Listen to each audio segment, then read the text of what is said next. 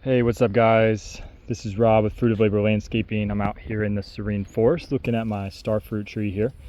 And I'm doing a video because, as you can tell, this thing is in bloom again. It looks like just this branch for now. And this is pretty exciting because we just had a bloom not too long ago, maybe only a couple months. And funny enough, I had seen somebody talk about peeing on your starfruit to encourage multiple blooms and in shorter periods in between blooms. And I'm not gonna lie guys, that's exactly what I've been doing. Anytime I'm out working, I need to pee, I come pee outside of the drip line next to this tree.